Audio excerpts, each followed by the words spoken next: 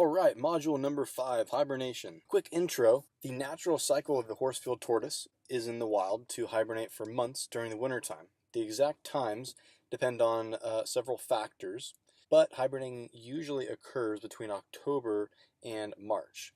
Horsefields dig into the ground until they find the perfect temperature and then take a snooze.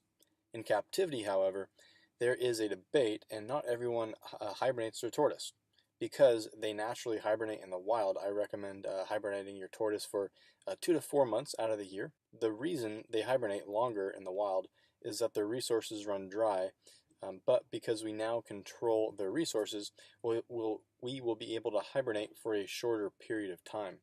So this is the best practice, I believe, in my opinion, because it is in their natural, in their nature to hibernate.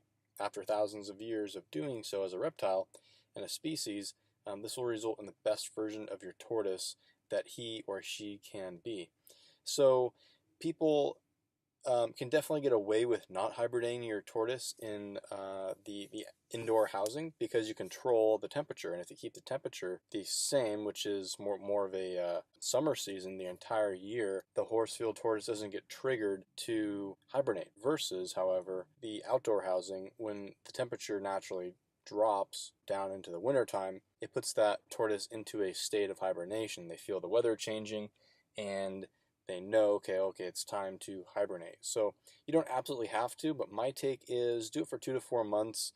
I believe it's the natural best way to do things. Intro continued here. Wait until a baby tortoise is at least 1 year old. Don't do it before. Death can occur because of their size and weight when they are less than 1 year old. After that, everything applies and they can be hibernated just like an adult.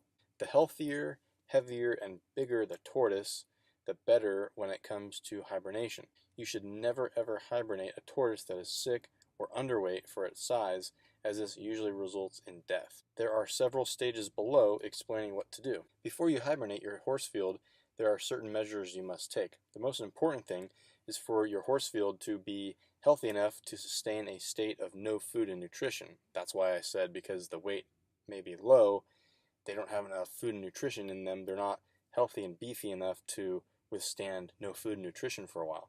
Death can occur during hibernation. Take him to the veterinarian for a checkup and only hibernate if he is healthy to do so. So if you think that, if you're just not sure, take it to the vet and ask them. They're the pros. When in doubt, always take it to a vet. It's always worth doing that versus having a death. Weight and length. Your Horsefield must be a healthy weight and length to hibernate. Weight and measure your tortoise to see if he is healthy enough. The best way to measure is the length is to take 2 pieces of wood, have him retreat into his shell, so have all his limbs go back into his shell, put each piece of wood at the front and back of the shell, and then measure the distance. Once you have the weight and length, use the Jackson graph below to determine if he is okay to hibernate. So here's the Jackson graph. I recommend expanding your screen to full screen width here within YouTube. This is the Jackson graph, and you can tell on the one axis you have length in millimeters, and then we have the weight on the vertical section here in grams, and you'll see the average and then low. And you definitely want to keep with average. If it's low, don't hibernate him. He needs to beef up. Okay, so before continued, food consumption. A Horsefield cannot have any food in his stomach when hibernating, or the food will rot inside him and he'll probably die. So you need to gradually feed him less and less over the span of 2 to 4 weeks, depending on the size and weight of your Horsefield. Then, right before. This has been a preview of the Horsefield Russian Tortoise training course. If you'd like to continue this training, click the link in the description below this video.